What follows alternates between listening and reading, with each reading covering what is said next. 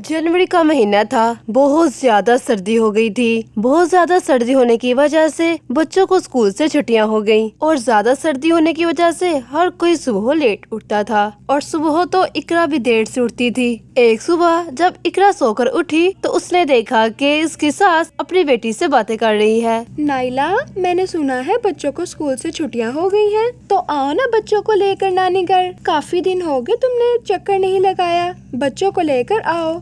चल बता, मैं तेरे लिए क्या बनवाऊं? गाजर का हलवा ठीक रहेगा? बिरयानी? चलो ठीक है, मैं बिरयानी बनवा दूंगी। और कुछ खाना है तो बता दे, बनवा दूंगी। सास का काम सिर्फ बैठे हुए ऑर्डर देना ही था। उसका सारा काम उसकी बहू करती थी। तभी सास अपनी बहू से कहती है, इकरा बेटा, तुम्हारी नंद आ रही है, जल्दी से गाजर का हलवा, बिरयानी और कोरमा बना लो। नाइला ये सब चीजें बहुत शौक से खाती है, अच्छे से बनाना। ठीक है माँ जी, और कुछ बता दें, मैं वो भी बना लूंगी। नहीं नहीं, बस यही ठीक है। तो उसी टाइम इकरा किचन में चली जाती है। बिरयानी, कोरमा और गुजरेला बना लेती है। थोड़ी ही देर में नाइला और उसके बच्चे आ जाते हैं। ओ मेरे बच्चे, कैसे हो बच्चों?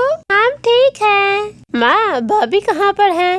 वो किचन में काम कर रही है। चले मैं उनके साथ काम करवाती हूँ थोड़ा बहुत। नहीं, तू अभी आई है सर्दी से, आजा मेरे साथ बैठ जा। तुम भी तो वहाँ से काम कर कर आई हो, अब आराम कर कर जाना, कर लेगी तुम्हारी भाभी सारा काम। रात हो गई थी। इकरा अभी भी किचन में काम कर रही थी। जब कोई घर में आ जाए तो काम कैसे खत्म हो सकते हैं, खासकर घर की बहुओं के। नाइला, कंबल में आजा, बाहर बहुत सर्दी है, बच्चों को भी ले आ। ओ माँ, मुझे याद आया, मैं तो आप लोगों के लिए कुछ लाई ही नहीं। वो मैं ऊपर में आई हूँ ना, इस वजह से उसने रोकी ही नहीं और इनके पापा भी घर में नहीं थे। कोई बात नहीं बेटा, तू अपने ही घर आई है, किस बात की टेंशन है तुझे? तो तभी नाइला का पति ऑफिस से सीधा यहाँ पर आ जाता है। वो मैं ऑफिस से सीधा यहाँ पर ही आ गया। मेरा बच्चों के बगैर दिल नहीं लगता ना, और ऑफिस से भी 2 छुट्टियाँ हैं। मैंने सोचा इनके साथ यहीं पर ही रह लेता हूँ। माँ, देखा ना, मैं इस वजह से बहुत कम आती हूँ। इनका मेरे और मेरे बच्चों के बिना दिल ही नहीं लगता। देखे,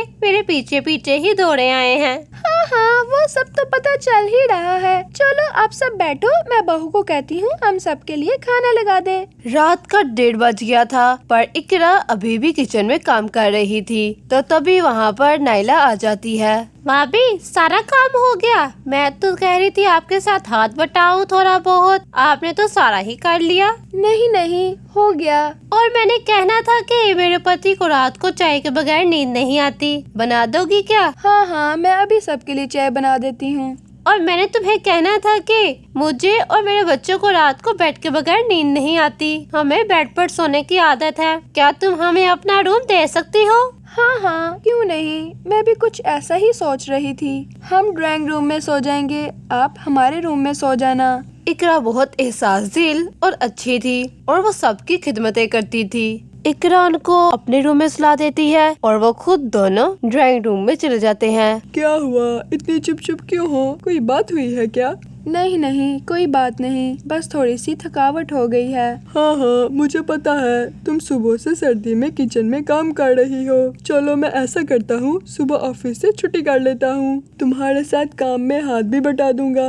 नहीं नहीं, कोई बात नहीं, अच्छा नहीं लगता ऐसे। नहीं नहीं, कोई मसला नहीं, वो सब आए हुए हैं, मैं छुट्टी कर लेता हूँ। ठीक है, जैसे आपकी मर्जी। सुबह हो जाती है। सुबह होते ही नाइला अपने भाई से कहती है, आबा चलो कहीं घूमने चलते हैं, बच्चे जिद कर रहे हैं और सर्दियाँ भी हैं, एंजॉय करेंगे। भाभी, आप भी हमारे साथ चले ना?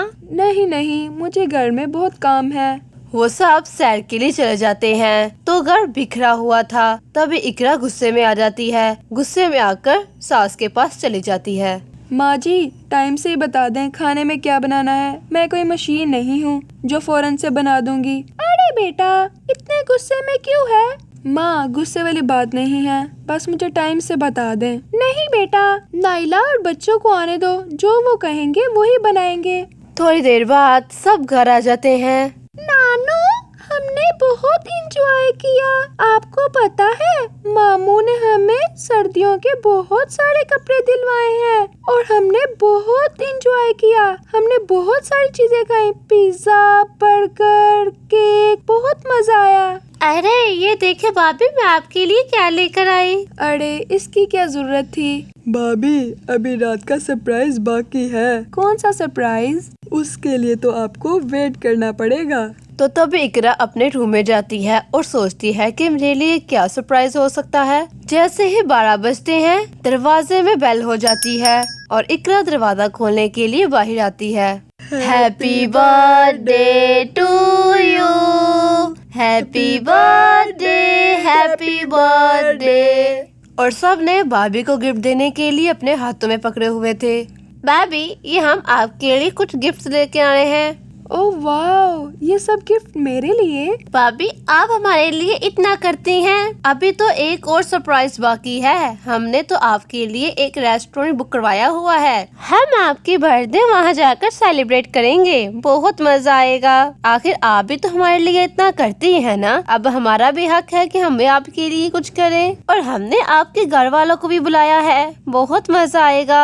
अगले ही दिन सब बर्थडे के लिए रेस्टोरेंट में आ जाते हैं और ये सारा इंतजाम नाइला खुद करती है। तभी इकरा सोचती है कि ऐसे ही मेरे दिल में कड़वाहट आ गई थी। मेरी ननद तो बहुत अच्छी है। ठंड में इकरा अपने सालगिरह में बहुत खुश थी और वो ये खुशी उसकी ननद की वजह से ही थी।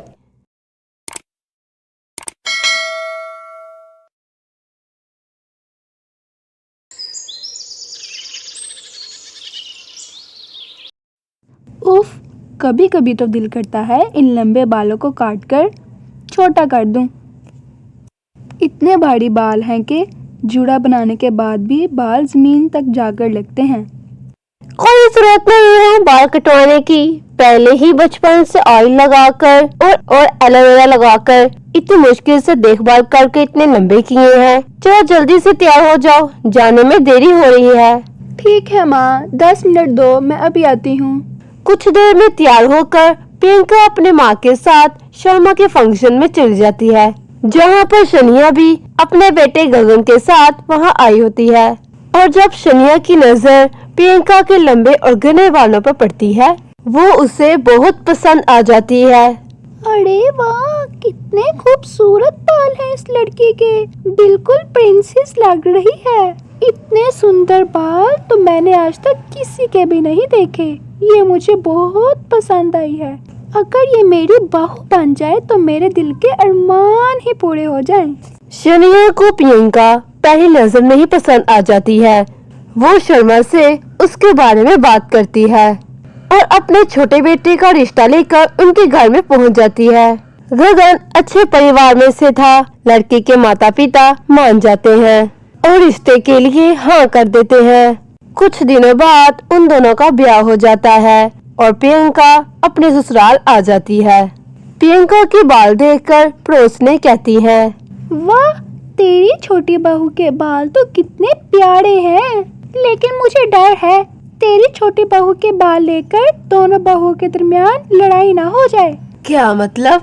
मतलब ये कि कहाँ तुम्हारी छोटी बहू के लंबे और घने बाल और कहाँ तुम्हारी बड़ी बहू गंजी। ऐसा ना हो कि इन बालों की वजह से तुम्हारी दोनों बहुओं के दरमियान लड़ाई हो जाए।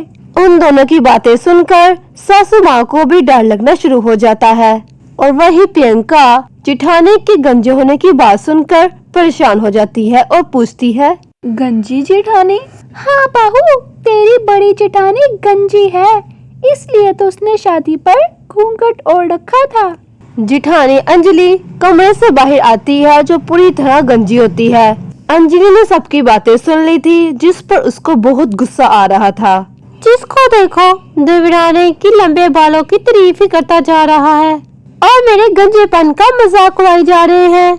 आज तक किसी की हिम्मत नहीं हुई मेरे घर आकर मेरे गंजेपन का मजाक उड़ाए, लेकिन मुझे इस ट्रेल के कारण ये सब बातें सुनने को मिल रही हैं।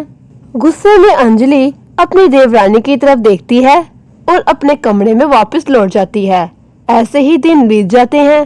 एक दिन गगन ऑफिस से वापस लौटते वक्त अपनी बीवी के लिए गजरे लेकर आता है। ये गजरे तुम्हारे लिए। अरे वाह, कितने खूबसूरत हैं। तुम्हारे खूबसूरत बालों से ज्यादा खूबसूरत नहीं है। जब तुम इसे अपने बालों में लगाओगी ये तो और ज्यादा खूबसूरत हो जाएंगे। फिर अपने हाथों से लगा देना। और फिर वो उसे उसके बालों में लगा देता है। दूर खड़ी अंजलि उसकी तरफ देख रही होती है और गुस्से में अपने कमरे में चली जाती है। क्या किस्मत है मेरी देवरानी की, एक तो ऊपर वाले ने इतने प्यारे बाल दे दिए हैं और इतना प्यार करने वाला पति मिल गया है। देखो जरा बाहर जाकर, इतने प्यार से उसके लिए गजरे लेके आया है और उसके बालों पर लगा रहा है। और तुम क्या चाहती हो, मैं तुम्हारे इस टकली के लिए फूल लेकर आऊं? जब वो इस खेत में टिकेंगे ही नहीं तो लेकर आने का क्या फायदा? तुम भी ना अच्छा मजाक कर लेती हो। मदन हंसते हुए वहाँ से चला जाता है। शादी के इतने साल होने के बावजूद भी कभी मदन ने अपनी बीवी का मजाक नहीं उड़ाया था, लेकिन जब इनकी देवरानी लंबे बालों वाली घर आई तो मदन ने भी इसका मजाक उड़ाना शुरू कर दिया।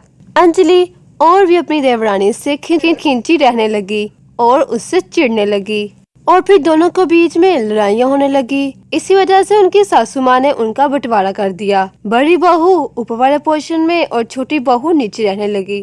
एक दिन उन सबको किसी शादी पर जाना था और उनकी सासू माँ कब से खड़े उन दोनों का इंतजार कर रही थी। ओफो बहुओं, अब आ भी जाओ, इतनी देर लगाओगी? माँ जी, वो बाल संवारने में। हाँ बहू, जानती हूँ तुझे तो वक्त लग ही गया होगा, लेकिन इस बहू को इतनी देर क्यों लग गई? इस टकले को चमकाने में ज्यादा देर लगी। तुझे तो जल्दी तैयार होकर अपनी देवरानी की मदद करनी चाहिए थी।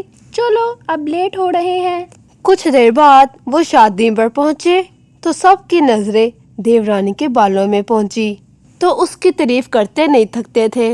वाह प्रियंका भाभी, वैसे ही आप इतनी प्यारी हो और आपके इतने खूबसूरत बाल भी, और आपके खूबसूरत बाल भी आपकी खूबसूरती में चार चांद लगा रहे हैं। बताइए ना, आप क्या लगाते हैं बालों पर अपनी? आए हम बातें करते हैं। अंजिला घर की बड़ी जेठानी थी, लेकिन उसे वो इज्जत नहीं मिल रही थी जो छोटी बहू को मिल रही थी। उसके बड़े बाल होने के कारण उसे बहुत रिस्पेक्ट मिल रही थी और फिर प्रियंका के लिए उसके दिल में नफरत और भी बढ़ गई।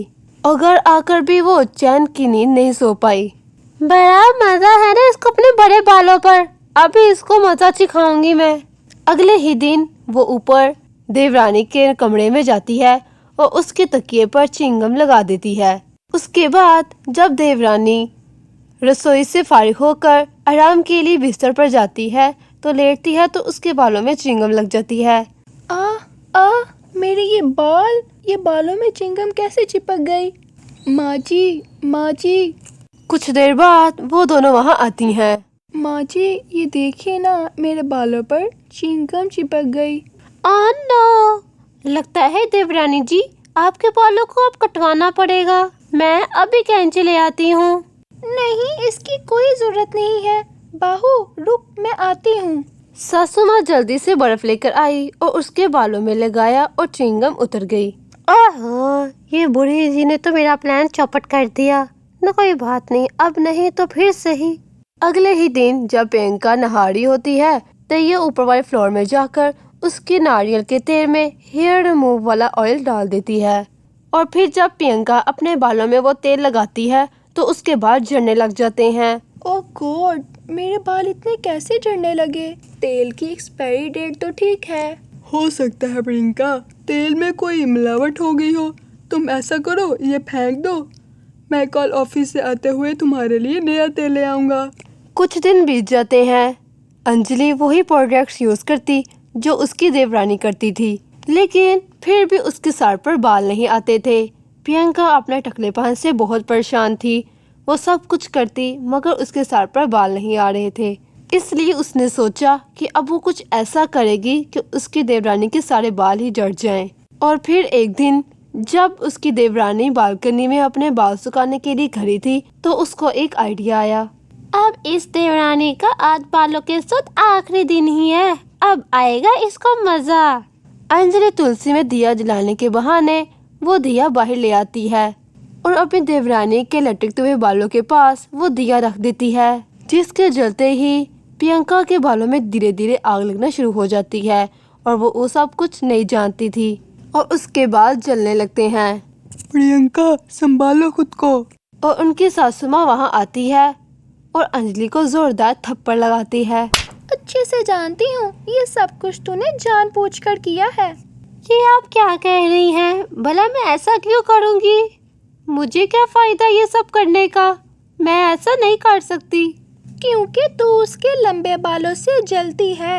ये बात प्रियंका को पहले से ही पता चल चुकी थी। वो च्युइंगम भी तुमने लगाई थी और तेल भी तुमने मिक्स किया था। हमें तेरे पति ने सब कुछ बता दिया है। हमें शर्म आती है तुम्हें अपनी बहू कहते हुए भी। और मैं अब क्या करती? जब से ये आई है आप मेरे गंजेपन का मजाक उड़ाते जा रहे हैं। मैं क्या कर सकती हूँ? मेरे बाल खुद ही झड़ गए थे, इसमें मेरा कोई कसूर नहीं। जब देखो मुझे यहाँ पर गंजा गंजा कहा जाता है, कभी कहीं पर और कभी कहीं पर, और मैं क्या कर सकती थी? अंजलि रोने लग जाती है और प्रियंका उसको चुप करवाने लग जाती है और तसल्ली देती है। अगले ही दिन वो उसे लेकर बालों वाले डॉक्टर के पास लेकर चली जाती है।